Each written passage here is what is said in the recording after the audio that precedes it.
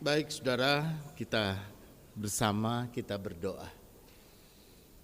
Bapa di dalam sorga, kembali kami hadir di hadapan hadirat-Mu.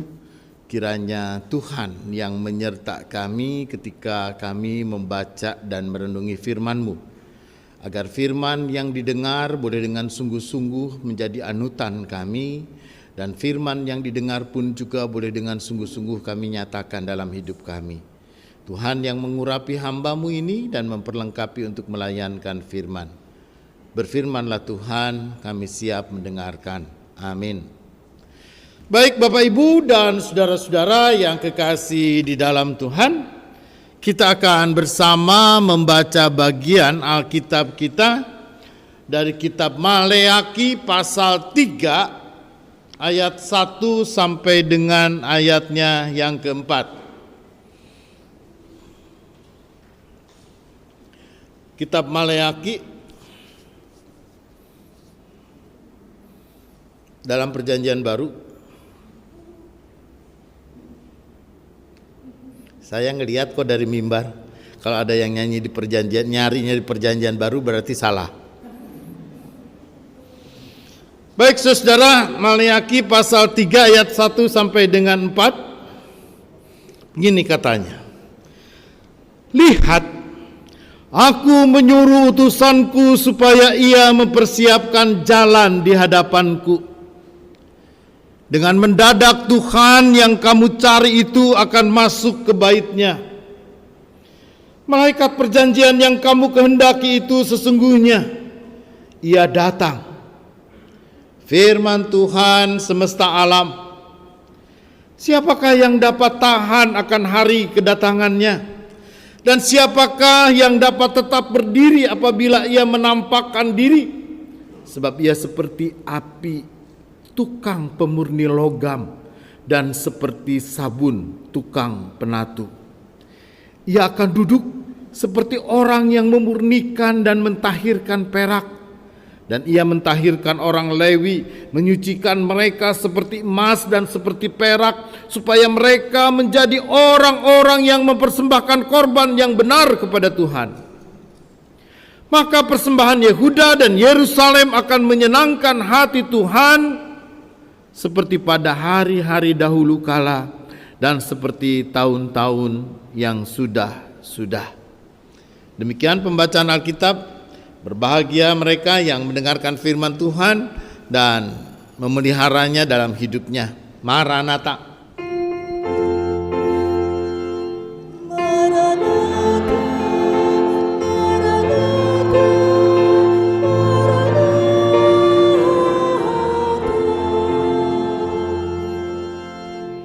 Bapak Ibu dan saudara-saudara yang kekasih di dalam Tuhan, akhir-akhir ini kita bisa melihat sebagian orang memiliki semangat keagamaan yang begitu kuat. Mereka bersama-sama berduyun-duyun pergi ke tengah kota. Di tengah kota mereka menunjukkan identitas dirinya siapa mereka. Mereka adalah kaum beragama yang berkomitmen untuk menjayakan agamanya. Mereka adalah orang-orang yang berkomitmen untuk supaya keagamaannya itu pun juga ditunjukkan. Tetapi saudara yang kekasih di dalam Tuhan, apakah keagamaan yang seperti itu yang Tuhan mau?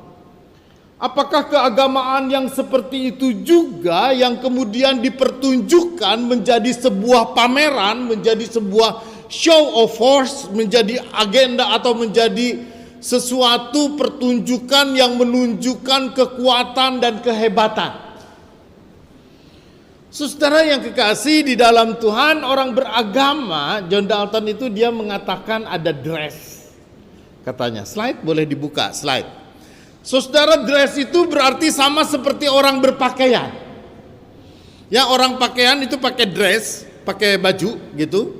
Sehingga saudara gaun gitu perempuannya seperti gaun, maka ya orang memakai yang satu gaunnya warnanya merah dan yang satu warnanya putih.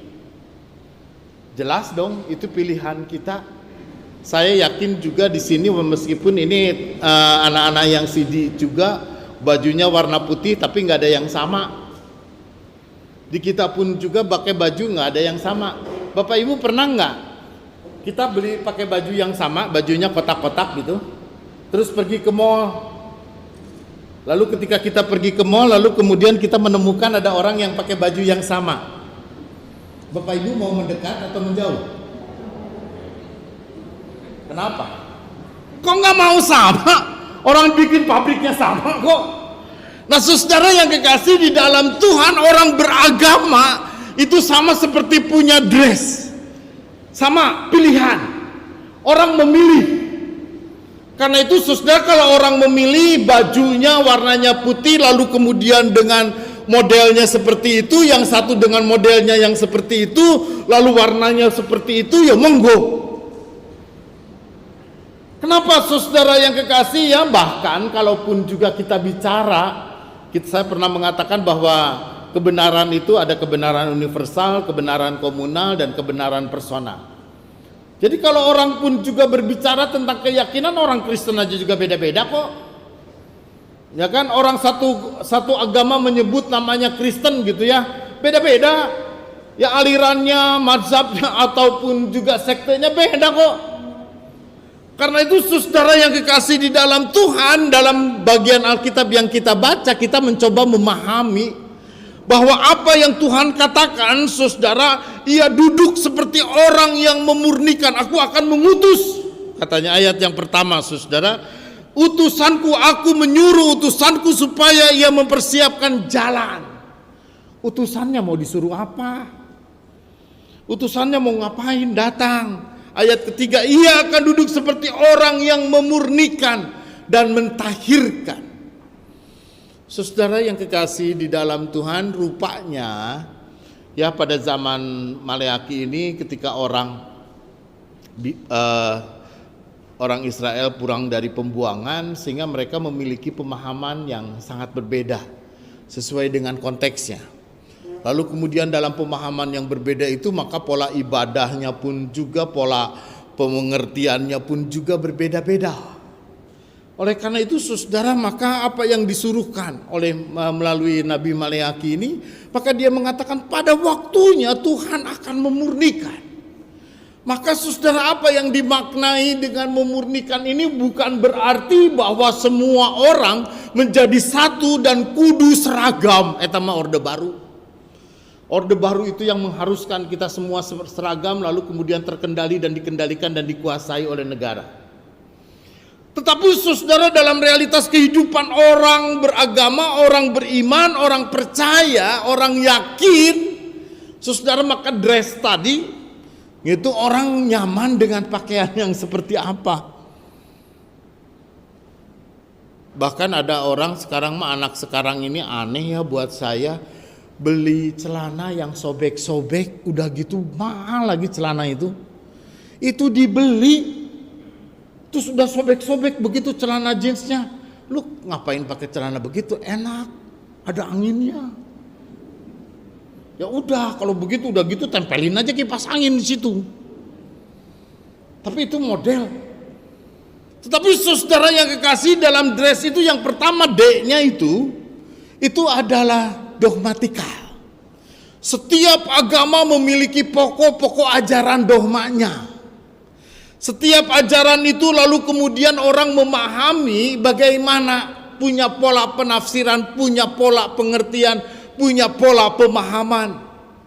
Tetapi saya yakin seluruh orang Kristen pasti setuju Yesus Tuhan, Yesus Juru Selamat, Allah Bapa, Allah Anak, dan Roh Kudus. Itu model semua orang Kristen begitu.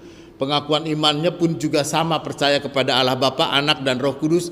Lalu bagaimana diekspresikannya, bagaimana lalu kemudian dia mengekspresikan dalam ibadahnya, bagaimana orang bicara tentang ritualnya, ya nanti saudara ya monggo,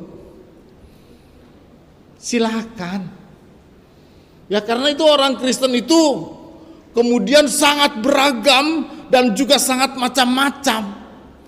Tetapi saudara, maka yang menjadi pokok ajaran kita, ya pokok imannya adalah Yesus Kristus adalah Tuhan dan Juru Selamat. Karena itu saudaraku yang kekasih di dalam Tuhan, maka kalau kita menemukan ada orang Kristen yang saling menyesatkan, oh itu sesat, ini aliran ini sesat, itu berarti dia sendiri yang sesat. Kenapa saudara? Karena dalam realitas kehidupannya orang Kristen ini beracu pada Alkitab, lalu kemudian setiap orang memiliki refleksi iman. Setiap orang memiliki refleksi terhadap pokok-pokok pemahaman dan pengertian-pengertiannya. Belajar teologi aja ada hermeneutik, ada acuan-acuan yang kemudian menjadi dasar-dasar guidance ya, sehingga kita pun juga bagaimana kita memahami dan mengerti Alkitab. Yang kedua, saudara, kalau orang sudah memahami dari pokok ajarannya sedemikian rupa, makanya katekisasi itu menjadi bagian ya, orang mengenali ajaran. Ya, mengenali pokok-pokok ajarannya gereja Kristen Pasundan. Ya, gereja Kristen Pasundan akan sama dengan gereja Protestan yang lainnya di seluruh dunia. Gitu ya, lalu kemudian oh ya itu ajarannya. Karena ajarannya sebegitu rupa, maka ada ritualnya. Ritualnya itu ya ibadahnya. Ibadahnya yang berlandas kepada liturgi, ya kepada tata kebaktian. Dan tata kebaktian itu adalah kesepakatan. Jadi Bapak Ibu, kenapa ya tata kebaktiannya di gereja Kristen Pasundan persembahannya setelah khotbah, tapi ada di gereja lain justru persembahan dulu, mengungkap syukur dulu, lalu kemudian mendengar khotbah, lalu kemudian selesai. Saudara, itu kesepakatan. Liturgi itu adalah sebuah uraian dan sebuah narasi. Bagaimana kita memahami liturgi, bagaimana kita memahami tata kebaktian, bagaimana kita memahami tata ibadah itu, saudara, adalah soal bagaimana kita mau. Saudara, ada simbol-simbol, ada lilin, ya, ada simbol-simbol di gereja tertentu, di depannya ada Alkitab yang terbuka. Ada kemudian lalu di situ ada alat perjamuan. Itu semua simbolis yang kemudian kita siapkan. Ada salibnya seperti ini, ada yang salibnya di pinggir, ada yang salibnya di tengah, lalu pengkhotbahnya di pinggir. Lalu kemudian ada penatuannya yang duduk semua di belakang pendeta. Ya monggo aja. Tidak ada hal yang baku, Bapak Ibu tidak akan pernah menemukan di dalam Alkitab kita aturan kalau beribadahnya orang Kristen kudu begini, kudu begitu, kudu seperti ini, tidak ada. Karena itu saudara, dress itu yang pertama tadi dogmatika, dan yang kedua adalah ritual. Lalu yang ketiganya adalah soal emosional. Emosional ini saudara jangan emosional marah-marah melulu. Ya, orang lain itu beragama tapi emosionalnya adalah marah.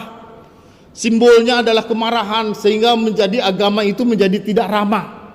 Agama itu menjadi tidak santai. Agama itu pun juga menjadi nampak keras, dan agama itu pun juga justru menjadi pelaku kekerasan. Emosi di sini adalah saudara bagaimana kita menghayati anugerah Tuhan. Bagaimana emosi di sini adalah kita menghayati kasih Tuhan. Bagaimana kita pun juga dicintai. Cinta itu emosi loh Bapak Ibu. Ya, orang pun juga orang dicintai, lalu kemudian dia merasa sukacita, dia merasa bahagia. Lalu orang dicintai, dia merasa tentram, aman hidupnya. Dia dicintai, dia merasa bahwa hidupnya pun juga sukacita, bahagia. Dan bahkan saudara, emosi itu adalah membuat orang pun juga lalu kemudian merasakan sapaan dan sentuhan Tuhan. Bapak Ibu pernah melihat ada orang berdoa dalam kebaktian, orang lain berdoa husuk, dia nangis sendiri. Ada orang berdoa tuh nangis. Ya, emosinya adalah emosi.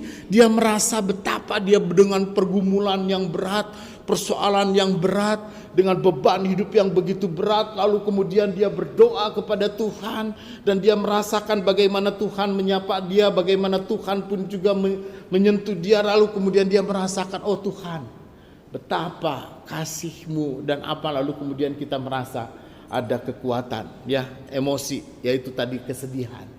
ataupun juga orang menangis bahagia. Ada orang menangis dengan sukacita. Karena itu saudara yang kekasih di dalam Tuhan, maka kehidupan keagamaan itu memang berkaitan dengan apa? Dengan emosi. Tapi emosi marah juga biasa. Ada orang nggak pernah ke gereja. Oh, orang GKP Cakung mah enggak, baik-baik. Ini mah dulu tempat saya dulu pelayanan di sana. Orangnya nggak pernah ke gereja, Pak. Kalau datang ke gereja Natal juga udah puji Tuhan. Dia datang sih ke gereja, tapi dia nemenin tukang parkir atau apa. Tapi jangan disinggung soal agama, soal Tuhannya.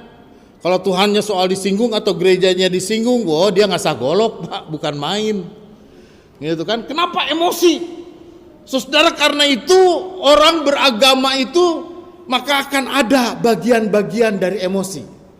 Ya, jadi kalau kita berdialog, kita ngobrol, kita bercerita dengan orang lain tentang agama, ya jangan ngomong-ngomong tentang hal-hal yang akan membangun emosi, kemarahan orang. Gitu ya. Lalu kemudian saudara, kalaupun juga sudah dogmatika, ritualnya sudah, emosinya sudah, maka yang pertama itu adalah spiritual. Bagaimana spiritualitas? Jadi yang paling utama saudara dari keseluruhan spiritualitas itu adalah ekspresi dari iman. Penyataan dari apa yang dia yakini. Menjadi bagian dari kecerdasan. Ya, kecerdasan spiritualnya. Artinya saudara yang kekasih di dalam Tuhan, Yakobus ya mengatakan iman tanpa perbuatan adalah iman yang kosong. Jadi orang beragama maka bukan hanya sekedar orang punya, oh ini ajaran aku, agamaku, oh ini cara ibadahku seperti ini, ya dan emosinya, wow marah-marahnya enggak. Tapi spiritualitas itu adalah ekspresi imannya, keyakinannya seperti apa, perbuatannya yang penting. Saudara, orang beragama baik atau tidak baiknya beragama itu bukan soal agamanya. Tapi orang baik beragama itu dinilai dari mana? Dari perbuatannya, dari sikapnya. Karena itu saudara, spiritualitas ini menjadi sesuatu hal yang penting. Spiritualitas inilah yang menjadi bangunan realitas kehidupan. Ya, bagaimana keagamaan kita.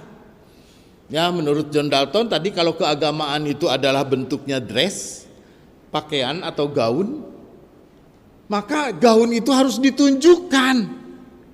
Ada di antara ibu-ibu atau bapak atau ibu-ibu deh beli kebaya yang bagus, baju yang bagus, mahal pisan, eta kabaya 25 juta. Mungkin ada yang lebih dari itu, hebat pisan, bagus, tapi nggak pernah dipakai. Ditaruh aja di lemari. Terus ibu bilang, buat apa tuh dibeli? Betul nggak? Orang kalau sudah beli mahal-mahal sebegitu, ya ditunjukin dong, dipakai. Gitu ya, dipakai. Biar seperti apa juga, oh orang kita beli kok mahal ya dipakai lah, gitu ya, ditunjukin. Nah karena itu saudara, realitas kehidupan keagamaan kita pun juga kalau itu menjadi sama seperti dress, maka apa yang ditunjukkan? Ritualnya nggak mungkin. Ritual itu hanya sebatas rumah pribadi aja, mungkin di rumah ibadah atau di rumah kita. Dogmatika mungkin itu pun juga yang kita dengar ajarannya hanya sebatas itu saja, sebatas rumah ibadah ataupun juga di rumah kita. Itu ya, karena itu saudara, maka apa yang paling nampak? Yang paling nampak adalah spiritualitas, realitas kebaikan hidup, sikap hidup. Ya, bagaimana kita hidup menjadi orang beragama. Saudara, karena itu ya Buya Syakur dia mengatakan begini, kalau semua orang beragama itu lalu kemudian menampakkan akhlaknya, menampakkan spiritualitasnya, menampakkan semua kebaikan keagamaannya, maka hidup keagamaan di Indonesia ini atau di dunia ini akan menjadi sangat baik. Karena itu saudara, hidup keagamaan itu bukan hanya soal pribadi saya. Dia bukan hanya soal hubungan saya dengan Tuhan. Bukan hanya soal hubungan pribadi saya dalam iman saya kepada Tuhan, tapi juga yang terakhir itu adalah hubungan sosial di tengah-tengah masyarakat kita. Bagaimana kita menunjukkan kehidupan kita di tengah-tengah kehidupan ini. Karena itu saudara yang kekasih di dalam Tuhan, apa yang disampaikan oleh Maleaki, kitab Maleaki, bahwa Tuhan akan menyuruh utusannya untuk memurnikan. Maka apa yang mau dimurnikan? Yang dimurnikan itu adalah konteks bagaimana kehidupan orang memahami realitas keberagamaannya. Karena itu saudara, bukan apapun juga latar belakang pengajaran kita atau latar belakangnya ajaran-ajaran kita, bukan. Tetapi yang paling utama adalah bagaimana kita memiliki spiritualitas, ekspresi iman yang kita imani. Yesus Tuhan Juru Selamat, Yesus adalah Raja Damai, Yesus menyertai Immanuel dengan segala macam-macamnya, saudara. Maka itulah yang harus kita nyatakan dalam hidup kita. Saudara yang kekasih di dalam Tuhan, kalaupun juga di pagi ini ada beberapa di antara saudara-saudara kita yang mengikrarkan pengakuan iman kepercayaannya, dan mereka dengan sungguh secara pribadi mereka terpanggil untuk berikrar dan mereka mau menjadi mengikut Yesus, ya, dan menjadikan Yesus adalah Tuhan dan Juru Selamat mereka. Tapi saudara yang kekasih di dalam Tuhan, hal ini pun juga boleh mengingatkan kita semua bahwa pengakuan iman bukan hanya sekedar sebuah ikrar. Pengakuan iman bukan hanya sekedar sebuah kredo. Pengakuan iman bukan hanya sekedar kita mengucapkan syahadat.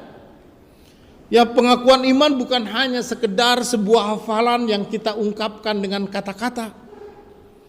Tetapi di dalam ungkapan iman itulah bagaimana iman kita, spiritualitas kita menjadi nyata.